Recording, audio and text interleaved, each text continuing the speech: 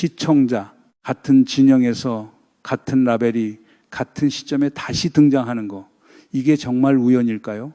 이번 사태를 한 방송인의 자의식 과잉으로 정리하는 시각이 빠르게 퍼지고 있는데 그건 표면의 절반만 본 거예요. 절반의 절반만 보면 다 그렇게 보입니다. 그런데 한층만 더 까봐도 그림이 완전히 달라지거든요. 질문 2개를 먼저 던지겠습니다. 첫째, 왜 비선실세라는 단어가 같은 진영 안에서 다른 사람을 향해 다시 발사되고 있을까요? 둘째, 이 라벨이 진영 안에서 옮겨 다니는 동안 정작 이득을 보는 쪽은 어디에 있을까요? 오늘 우리는 3층을 차례로 까봅니다. 표면, 누가 무슨 말을 정확히 했는가? 동기, 왜 하필 지금 이 사람에게 이 단어가 붙는가? 결과 2027년까지 이 그림에서 누가 웃고 있는가? 그리고 한 가지 단서를 먼저 드릴게요. 이 모든 일이 벌어진 시점이 6월 3일 지방선거 결과가 나온 직후라는 사실. 그것만으로도 우리는 이미 많은 걸 짐작할 수 있습니다. 들여다보겠습니다. 먼저 프레임을 바로잡고 가야 해요. 이건 단순한 방송인 한 명의 발언 논란이 아닙니다. 같은 진영 안에서 비선실세라는 라벨이 재배치되고 있는 사건이에요. 단어가 옮겨 다닌다는 거 한번 들어보신 적 있으세요? 라벨이 자기 자리에서 빠져나와서 다른 사람한테로 가는 그림. 콩지 자리에 팥쥐 앉혀놓는다는 그 이야기, 라벨 붙이기 세계에서도 똑같이 통용되거든요. 원래 이 단어 작년 가을부터 국민의힘 강경파가 김현지 대통령실 일부 속실장을 향해 반복해서 던졌던 단어입니다. 국정감사 출석 요구까지 나왔던 단어예요. 한겨레조차도 국민의힘의 공세가 도를 넘었다고 사설을 냈을 만큼 이 라벨링 자체가 진보 진영 매체로부터도 비판받았던 단어입니다. 그 단어가 지금 같은 진영 안에서 같은 진영의 다른 방송인에게 옮겨 붙고 있어요. 그것도 같은 진영 채널에서 던지는 형태로요. 이건 단순한 비판이 아니에요. 좌표가 이동하고 있는 겁니다. 자, 오늘 따져볼 게 뭔지 다시 정리하겠습니다. 표면에서 정확히 무슨 말이 오갔는가? 그 라벨이 왜 하필 지금 이 사람에게 가는가? 이 분열이 2027년 어디로 흘러가는가? 끝까지 보시면 처음 들어오셨을 때 가지고 계셨던 인상이 어느 시점에서 뒤집힙니다. 약속드려요. 먼저 사실관계를 깔끔하게 정리하고 가요. 7월 6일부터 이동영 작가가 YTN 라디오에 복귀합니다. 시간대는 오후 5시부터 6시 30분. 평일 퇴근길 황금 시간대예요. 이건 평화나무가 6월 10일자 기사로 정리해 줬습니다. 그리고 한 가지 사람들이 놓치기 쉬운 부분이 있어요. 이동영 작가는 2018년부터 2022년 3월까지 같은 방송에서 뉴스 정면 승부 진행을 했던 사람이에요. 그 시간대 1위까지 했었던 사람입니다. 그러니까 지금 복귀하는 자리는 갑자기 어디서 꽂아준 자리가 아니에요. 본인이 4년 가까이 진행했던 자리로 돌아오는 거예요. 돌아온 자리입니다. 발표는 6월 9일 본인 채널 더오름에서 직접 했고 평화나무가 그걸 받아서 4일 전에 정리 기사를 냈어요. 즉 이번 복귀는 비공개 협상의 결과가 아니라 공개된 인사 발표였습니다. 이걸 먼저 깔고 가야 그 다음 이야기가 보입니다. 그런데 같은 진영 안에 한 채널이 6월 13일경 영상 하나를 올렸어요. 채널 이름은 굳이 다 부르지 않겠습니다. 같은 진영 안에 한 채널이라고만 하죠. 그 영상의 핵심 주장이 3가지였어요. 첫째, 이동형이 본인 입으로 대통령 때문에 복귀한다고 말했다는 겁니다. 둘째, YTN 오시 뉴스를 밀어내고 자기가 자리를 차지했다는 거예요. 셋째, 이런 사람이 비선 실세 의혹을 받고 있다는 거고요. 여기서 짚을 게 있어요. 영상 제목 자체에 비선 실세 플렉스라는 단어가 들어가 있어요. 단어 선택이 우연이 아니에요. 의도된 단어 선택입니다. 박근혜 최순실 사건 이후 한국 정치 어휘에서 가장 무거운 단어 중 하나를 같은 진영 사람의 이름 옆에 일부러 붙인 거예요. 이 단어가 가지는 정치적 무게를 모르고 골랐을까요? 그건 아닐 겁니다. 이제 가장 결정적인 부분으로 들어가겠습니다. 발언 원본을 잘 들어보면 이런 부분이 나와요. 원본 발언을 옮긴 자동 음성 인식 기록을 보면 이동희가 신명 파리아 노는 거 아니야 라고 적혀 있어요. 이게 뭔 소린가 싶으실 거예요. 저도 처음에 그랬어요. 그런데 이건 음성 인식 오류예요. 실제 발언은 이동영이가 친명팔이한다 그런 거 아니야입니다. 같은 진영 커뮤니티 담화항에서 음성을 다시 받아서 옮긴 텍스트가 그렇게 정리되어 있어요. 친명팔이 친명 입장을 팔아서 개인적인 이득을 본다는 일종의 비난 표현이에요. 자, 한번 다시 보세요. 이동영 작가는 그 비난을 부인하는 말을 하고 있었어요. 그런 거 아니다라고. 누군가가 자기를 친명팔이라고 부르고 있는데 본인은 그게 아니라고 해명하는 맥락이었던 겁니다. 그런데 공격 영상은 이걸 거꾸로 해석했어요. 부인하는 말을 자랑하는 말로 읽어버린 거예요. 같은 진영 사람의 해명을 같은 진영 안에서 자랑으로 둔갑시킨 겁니다. 이게 1차 좌표 이동이에요. 더 흥미로운 게 있어요. 같은 진영 커뮤니티 담화항에서 이 영상을 공유한 첫 게시자가 댓글로 본인이 직접 정정했습니다. 원문 그대로 옮겨드릴게요. 문맥상 오해로 제가 과도하게 해석한 것으로 보입니다. 오해가 될 만한 이미지도 삭제합니다. 이게 무슨 의미냐면요. 그 진영 내부에서도 이미 이건 과도한 해석이다라는 인정이 나왔다는 뜻이에요. 즉 공격 영상이 만든 프레임이 자기 진영 안에서도 안 받아들여진 거예요. 공유한 사람조차 한 발 물러섰습니다. 근데 영상 자체는 여전히 남아있고 라벨도 여전히 붙어있고 비선실세라는 단어도 여전히 그 사람 이름 옆에 떠다니고 있어요. 정정은 댓글 한 줄로 끝났는데 라벨은 영상 제목으로 영구히 밝힌 겁니다. 한번 단어가 밝히면 잘 안 빠지거든요. 마지막으로 이 단어가 어디서 왔는지 짚고 가야 해요. 비선실세 이 단어는 작년 가을부터 국민의힘 강경파가 김현지 대통령실 일부속실장을 향해 반복해서 던진 단어입니다. 10월 국정감사 출석 요구까지 들어갔던 단어예요. 당시 한겨레가 사설로 정리했어요. 국민의힘의 공세가 도를 넘었다고요. 진보 진영의 대표 매체가 이 라벨링 자체를 비판했던 단어입니다. 그 단어가 지금 같은 진영 안에서 같은 진영의 다른 사람을 향해 던져지고 있어요. 이건 단어의 좌표 이동이에요. 그리고 좌표가 옮겨 다닐 때마다 무언가가 같이 옮겨 다닙니다. 그게 뭔지가 이 다음 층의 이야기예요. 자, 여기서 끝내고 싶은 게 사실 솔직한 마음이에요.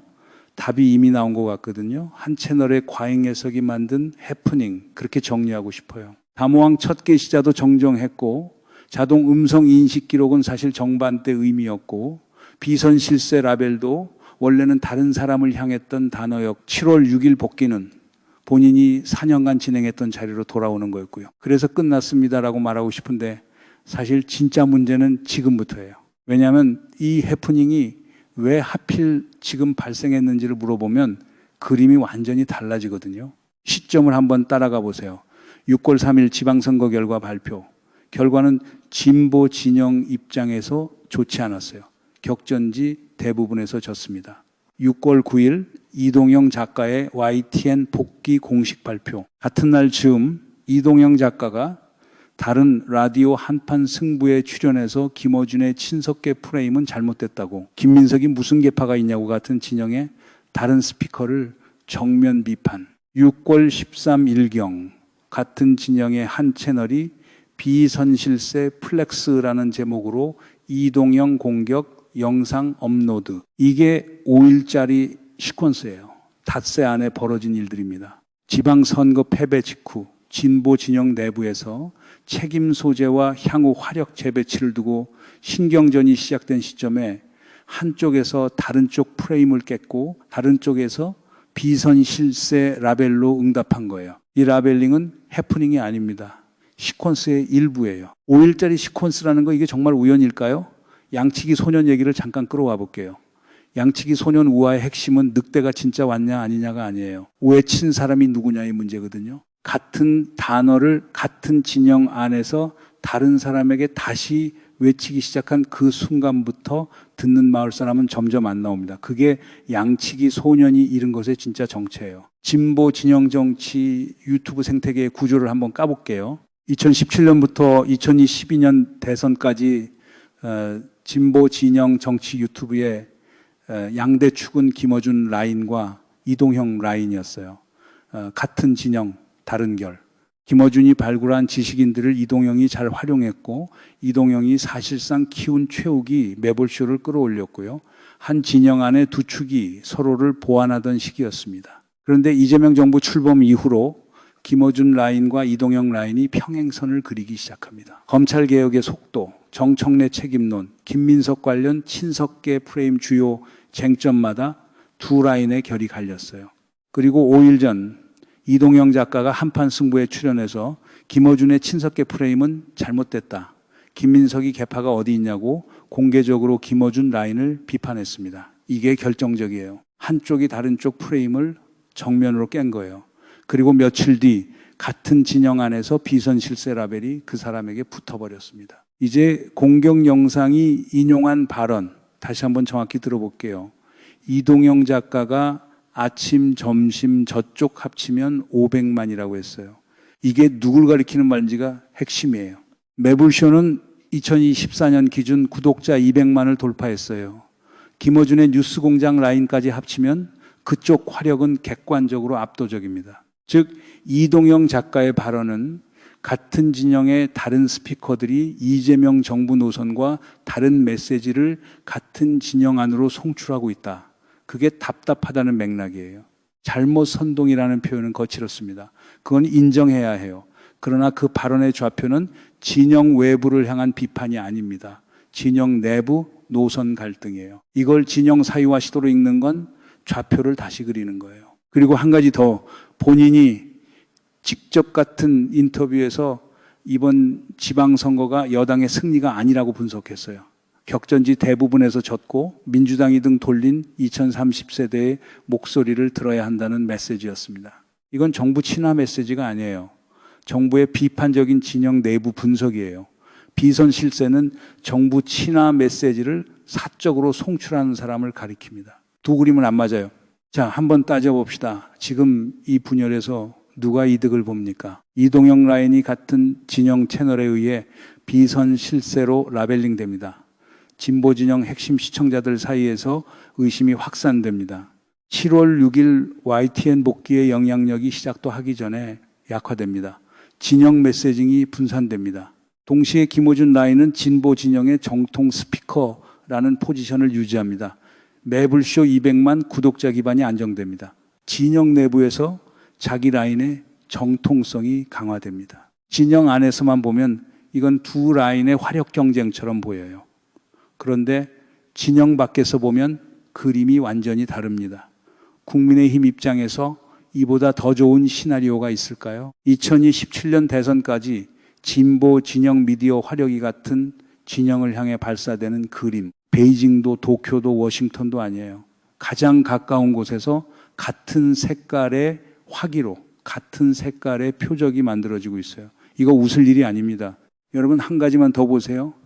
이런 분열 패턴이 진영 외부에 가장 큰 호재로 작동했던 시기가 정확히 언제였습니까? 2007년이었고 2012년이었어요. 두 번 다 진영이 정권을 잃었던 해입니다. 그런데 왜 하필 비선실세라는 단어를 골랐을까요? 거기엔 이유가 있어요. 이 단어는 박근혜, 최순실 게이트 이후 한국 정치어휘에서 가장 강력한 정권 해체 단어가 됐어요. 정윤회 문건에서 처음 사용된 비선실세라는 단어는 한 정권의 정당성 자체를 흔드는 단어로 굳어졌습니다. 한번 붙으면 잘 안 떼져요. 그래서 국민의힘 강경파가 작년부터 김현지 일부 속실장을 향해 반복해서 던졌던 거예요. 한겨레가 도를 넘었다고 사설로 비판했던 그 단어를요. 이 단어를 지금 같은 진영 안에 다른 사람에게 옮겨 붙이는 건 단어의 정치적 무게를 모르고 한 선택이 아니에요. 알면서, 의도해서 옮긴 선택이에요. 같은 진영을 향해 같은 진영 안에서 비선실세 라벨이 발사된다는 거. 이거 솔직히 누워서 침 뱉기예요. 떨어진 침이 누구 얼굴에 떨어지겠습니까? 라벨을 던진 사람은 얼굴이에요. 그리고 그 침이 진영 전체로 튑니다. 한 가지 패턴을 짚고 갑시다. 진보 진영이 약해질 때마다 반복된 한 가지 공통점이 있어요.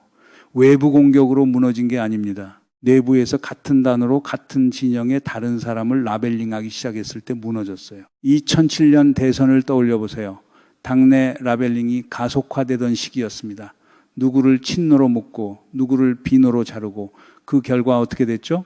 정권이 넘어갔어요. 2022년 대선을 보세요. 친문, 친명, 비명, 반명 같은 진영 안에서 라벨이 마구 떠다니던 시기였습니다. 결과는 똑같았어요. 0.73%포인트 차이로 정권이 넘어갔습니다. 라벨링이 가속화되는 진영의 다음 사이클은 거의 어김없이 패배해요. 이건 우연이 아니라 통계입니다. 적벽대전 얘기를 잠깐 끌어올게요. 100만 대군이 적벽에서 무너진 건 전력 부족이 아니었어요. 동남풍 한 번에 같은 함대 안에서 불이 옮겨 붙은 거였습니다. 묶여있던 배들이 같이 탔거든요. 진영이 무너지는 방식은 대부분 그래요. 외부에 적이 들어와서 무너뜨리는 게 아니에요. 자기 진영 안에서 불이 옮겨 붙어요. 여기서 한 가지를 짚고 가겠습니다. 비선실세보다 더 위험한 건 같은 진영을 비선실세로 만드는 손가락이에요. 이 문장 한 번만 다시 읽어보세요. 비선실세라는 단어 자체가 위험한 게 아닙니다.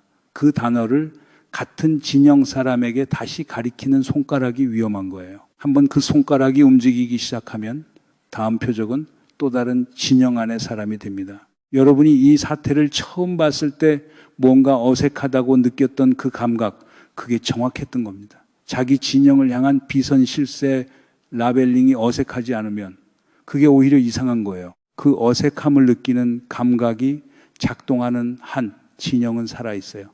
그 감각이 무뎌지는 순간부터가 위험합니다. 7월 6일에 이동영 작가가 YTN 라디오에 복귀합니다. 시간대는 오후 5시부터 6시 30분 평일 퇴근길 정치라디오에서 가장 영향력 있는 황금 시간대예요. 자동차로 출퇴근하는 직장인들이 가장 많이 듣는 시간대고 정치 메시지가 가장 길게 노출되는 슬롯입니다.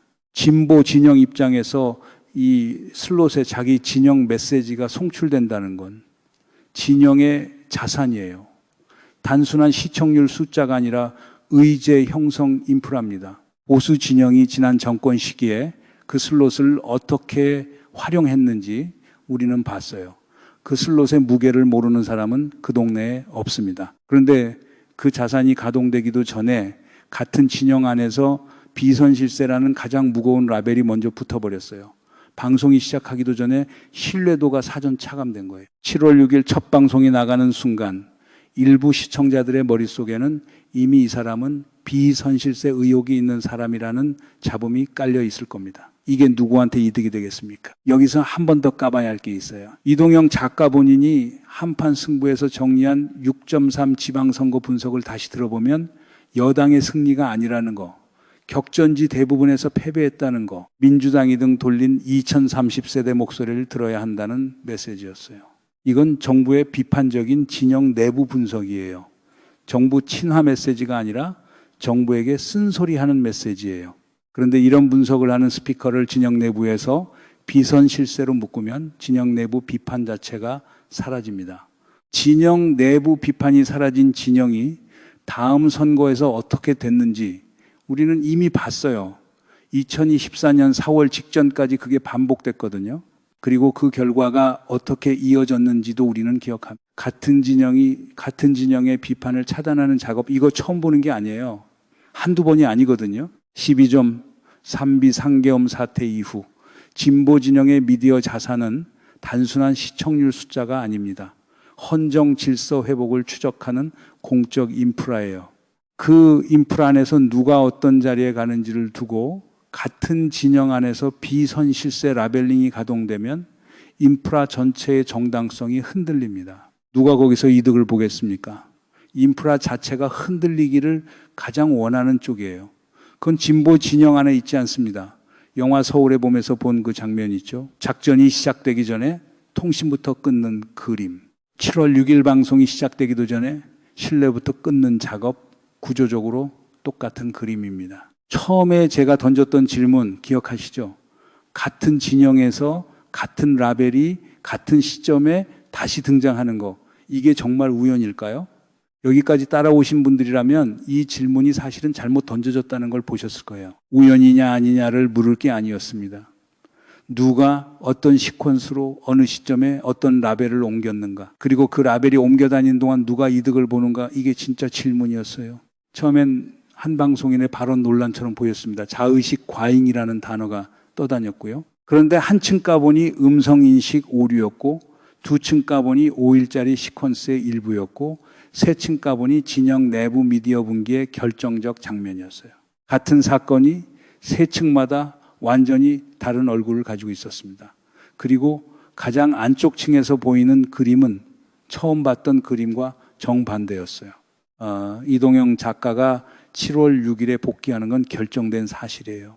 그가 어떤 방송을 할지는 본인의 책임입니다. 방송을 잘하면 잘하는 만큼의 평가를 받고 못하면 못한 만큼의 평가를 받을 거예요. 그건 정상적인 과정이에요. 그러나 그가 방송을 시작하기도 전에 비선실세라는 가장 무거운 단어로 라벨링되는 이 광경, 이건 그의 책임이 아닙니다. 이건 진영의 책임이고 동시에 진영의 시험이에요. 7월 6일 방송이 시작되면 다음 일주일 안에 두 가지 중 하나가 일어날 거예요. 같은 진영 채널들의 라벨링이 잦아들면서 진영 인프라가 다시 정돈되거나 아니면 그 라벨이 다른 진영 내부 인물에게로 또 옮겨가거나, 만약 두 번째 시나리오가 시작되면 그건 단순한 미디어 갈등이 아니에요. 2017년까지 진보 진영이 같은 진영을 향해 화력을 쓰는 그림이 굳어지는 신호입니다. 비선실세라는 단어가 다음에 어디로 갈지 우리는 지금부터 추적해야 해요. 오늘도 끝까지 들어주셔서 감사합니다. 이 시퀀스가 어디로 흘러가는지 같이 추적하고 싶으시다면 구독 부탁드립니다. 좋아요 한번 눌러주시는 것도 큰 힘이 됩니다. 다음 국면을 놓치지 않으시려면 알림 설정도 같이 해주세요. 여러분들 이 사안을 어떻게 생각하십니까? 여러분들의 견해를 댓글로 많이 남겨주시기 바랍니다. 감사합니다.